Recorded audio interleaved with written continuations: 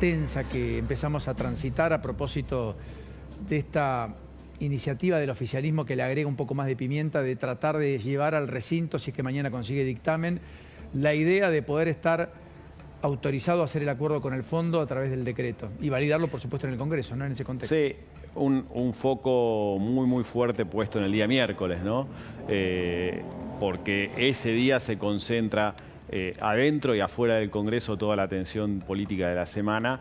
Esa sesión que vos bien decís seguramente se va a dar si se firma el dictamen en la Comisión Bicameral. Mañana va a haber reunión, van a ir funcionarios del Ministerio de Economía, no el ministro, y del Banco Central. Y seguramente tendremos esa sesión el miércoles, una sesión que por el tema del Fondo Monetario, siempre concentra manifestaciones, movilizaciones en contra, pero ya tenías el foco puesto en lo que iba a ser la marcha de los jubilados posterior a la violenta de la semana pasada, con lo cual hay mucha preocupación en el gobierno de que esta vez salga bien el operativo, que se pueda mantener bajo control la calle. Y por otro lado, que avance en la Cámara de Diputados la aprobación del DNU, que de esa manera dejaría inhabilitada la posibilidad de que el Congreso lo rechace, porque con una sola Cámara, a partir de la ley que promovió en su momento Cristina Kirchner, ese DNU quedaría firme para un acuerdo, digamos, la aprobación de un acuerdo que todavía no conocemos, ¿no? Sería casi un cheque en blanco que el Congreso le estaría dando al gobierno. Perdón. Sí, claro, porque no hay montos, no hay tasa de interés, hay solo algún plazo ahí de 10 años, pero tampoco están las precisiones. Eso es lo que pide parte de la oposición para negociar. Yo creo que va a ser de todas maneras muy importante políticamente para el gobierno, después de las semanas que ha tenido, si lograse activar ese acuerdo, porque además hay una necesidad creciente en el mercado que está viendo que la dilación empieza a ser un problema. Sí, claramente. Es un momento de turbulencia en la economía global, con lo cual Argentina siempre es un paciente que ante cualquier resfrío del mundo se ve afectada. Y en estos días se está notando esa ansiedad por saber cuál va a ser el destino del programa económico, que tiene un punto de inflexión en ese acuerdo, ¿no? Entonces, que el Congreso... Que de alguna manera el obstáculo Congreso sea removido con la aprobación del DNU es un paso importante para el gobierno. Lo que pasa es que después tenemos que conocer qué es lo que dice ese acuerdo y cuáles son los efectos y el test que va a tener que pasar el gobierno de aquello que tenga que firmar con el Fondo Monetario, que entre otras cosas implica, no sabemos en qué plazo, un cambio del régimen monetario, ¿no? Que es un tema, del régimen cambiario, perdón, sí, que es un tema central. El propio gobierno lo ha dicho, ¿no? Que vamos hacia un cambio de régimen cambiario, que lo es todo, casi te diría, para un gobierno que logró estabilizar la economía y mantener la inflación más o menos en línea a partir de haber podido, entre otras cosas, calmar el dólar, ¿no? Martín, más allá de eso, a mí me impactó mucho de cara al miércoles la contradicción que existe entre lo que el gobierno sostiene, Patricia Bullrich dice, respecto a la agresión a Pablo Grillo, y lo que finalmente se ha conocido en estas imágenes, como bien decía en esta nota a fondo en La Nación, contradicen el relato de la ministra sobre el fotógrafo herido en la marcha. Dicen que ese cuadro se dispara. Acá estamos mostrando lo que hemos puesto en la home. Yo me parece muy importante porque estamos dando cuenta, hay una formación de gendarmería que disparaba gases y balas. Bueno, déjenlo pasar lo de la home por alguien que no lo haya visto. Pero te pido la impresión que te despierta, Martín, esta contradicción a esta hora no resuelta y que la justicia va a tener que ser la última en dar ese veredicto, ¿no? Sí, es interesante. O sea, lo que prueban las imágenes que hemos logrado compilar, nosotros y otros medios, es que el disparo de esa cápsula de gases lacrimógenos que se dispara desde un comando de la Gendarmería que estaba apostado sobre la calle Solís e Hipólito Yrigoyen, es disparado de manera horizontal, de manera que va a una altura, digamos que cuando Pablo Grillo, fortuitamente, por mala suerte, se agacha a intentar sacar una foto, le termina golpeando en la cabeza. Cuando los manuales indican que ese tipo de armas, en teoría no letales, para no ser letales, justamente deben dispararse hacia arriba, en un ángulo de 45 grados. La ministra dice que se disparó de manera correcta, niega que haya sido un disparo horizontal, y habla de rebotes, habla de... Mira, si querés, Martín, escuchamos lo que dijo la ministra para sopesar esto, porque yo creo que es una contradicción que, insisto, solo el veredicto lo tendrá la justicia, pero que empieza a pesar cada vez más de cara a la previa, con un juez que ya dijo: yo voy a estar presencialmente, yo no voy a negar que se active el protocolo antipiquete, no voy a conceder la cautelar que me reclamaron, como bien contaba Lourdes Marchés hace un ratito, pero... Voy a estar mirando y voy a procurar que, además, lo que dice el protocolo se cumpla en virtud de las normas que el protocolo establece y que nadie se extralimite ni se exceda. Esto es lo que decía Patricia Bullrich.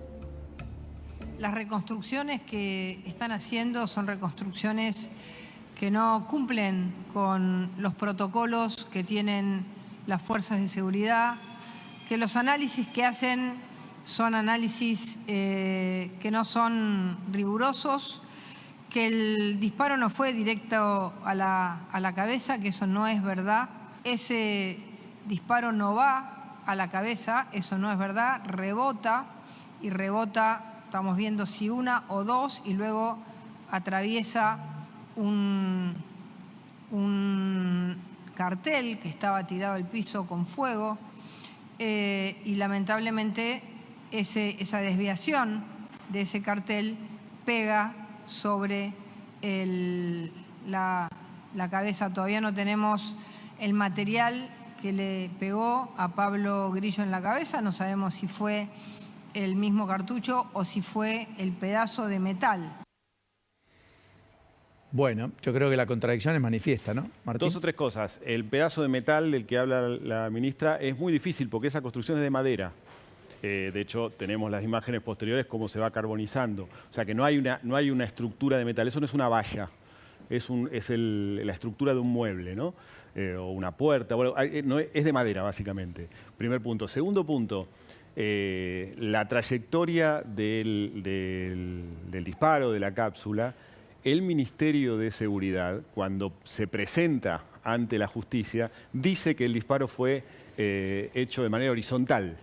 O sea, el ministerio que conduce Bullrich dejó registrado en la justicia que ese disparo salió en forma horizontal. De hecho, en ese artículo que están mostrando, un poco más arriba está el facsímil de la denuncia presentada por el Ministerio de Seguridad, en el que establece básicamente que ese disparo fue hecho de esa manera, que no es ese disparo que estamos viendo ahí, es el disparo exacto. Ese disparo es de 3 o 4 minutos antes y, como vemos, muchos de los gendarmes estaban disparando de esa manera, es decir, a una altura que, como vemos, no hay un ángulo ahí de ninguna manera, hay un ángulo de 45 grados. Muy concluyente. Y ese disparo, es cierto que no va a la cabeza de alguien, porque como vemos la altura, es la altura, uno podría imaginar, de las piernas de alguien, pero claro, es a la altura de un cuerpo que cuando alguien, por toda la mala suerte del mundo, se agacha a hacer una foto, le termina pegando en la cabeza. E insisto, la estructura de metal de la que habla la ministra no es tal, porque es de madera esa estructura que veíamos prendiéndose fuego y que evidentemente no puede desprender un metal que no sea la cápsula lo que le pega. Y de hecho la trayectoria de la cápsula en muchas imágenes que hay se ve como atraviesa. De hecho la estructura estaba completa. Tenemos publicada ahí una foto que también hizo uno de los fotógrafos de La Nación 2 minutos antes.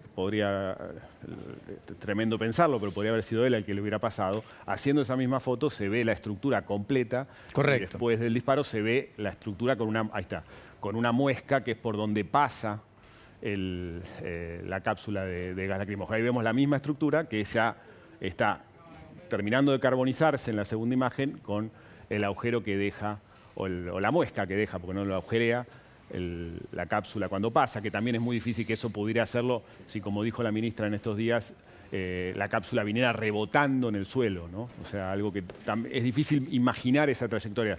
Recordemos, estaban a 50 metros de distancia exactos los gendarmes respecto de donde estaba en ese momento haciendo la foto Pablo Grillo. Muy elocuente. ¿Qué querías aportar, Lourdes, breve? Quería aportar que finalmente la denuncia queda radicada en Comodoro Pi, la que va a investigar estos hechos, porque la Procubin había hecho la denuncia ya días atrás, que había entrado en el fuero ordinario y hoy llegó por incompetencia y le recayó en el juzgado de Cervini.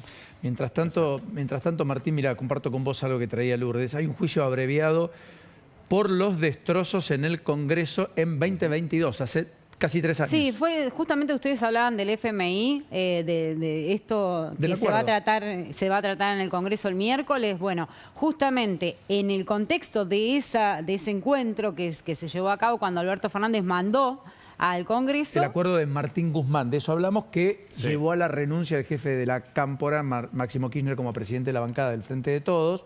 No acompañaron, marcharon con la izquierda contra, finalmente, el acuerdo que el propio gobierno del cual eran parte estaba promoviendo y que fue validado por la responsabilidad de la oposición.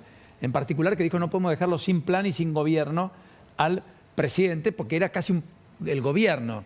De hecho, 4 meses después vino la historia que ustedes ya conocen, la mega devaluación, el ingreso de Massa empoderado, casi en las funciones de presidente más que de ministro de Economía. Exacto, bueno, en ese contexto ocurrió todos los destrozos que estábamos viendo en pantalla, sobre todo en el despacho de Cristina Fernández de Kirchner. El fiscal Diego Luciani, que es el que pidió su condena en la causa Vialidad, es el que ahora está haciendo un juicio abreviado, acordó con los responsables de estos daños, hablamos de 9 personas, 7 de ellos con la responsabilidad, digamos, con una pena que sería en suspenso de hasta 2 años y 9 meses de prisión en suspenso, y para 2 de ellos sí con prisión efectiva, que serían 4 y 5 años de prisión. ¿Por qué te digo esto? Porque el día 20 iba a comenzar el juicio oral. Hay que ver si se termina homologando y si el 20 finalmente no tenemos juicio oral, porque va a haber un acuerdo de abreviado. ¿Y quiénes son los 2 que se declaran culpables? Son 2 que tenían causas... no, todos se declaran culpables. No, todos pero los reconocen 2 que su van responsabilidad. A ir preso. Hay 2 que van a tener que cumplir prisión de manera efectiva. Que tenían causas anteriores, Paulino. También por disturbios, por movilizaciones. Entonces, ¿son dirigentes de izquierda? Perdón. Sí. Bien, bájenme el aire, chicos, nos manda a matar. Bueno, con lo cual entonces, casi 2 años y medio después, el fiscal, o 3 años, porque era en marzo del 2022, el fiscal Luciani termina cerrando un capítulo que tiene que ver con el fondo en medio de movilizaciones, fruto de los acuerdos rechazados por sectores de la sociedad históricamente en la Argentina, y que va a tener el correlato que recién Lourdes le contaba. Nada, pequeño apunte, Martín, para registrarlo también. Sí, ¿te acordás que ese día Cristina Kirchner había dicho que le habían tirado pintura a sus ventanas para marcarle a los que tenían que hacer los destrozos? Algo que también fue después desmontado con el tiempo, ¿no? Desmentido, es cierto. Que no tuvo... Sí, que era contra todo el Congreso, en realidad. No, es que nunca le tiraron pintura. No. Gracias, Martín. Un abrazo. Les mando un abrazo. Chau. ¿Te gusta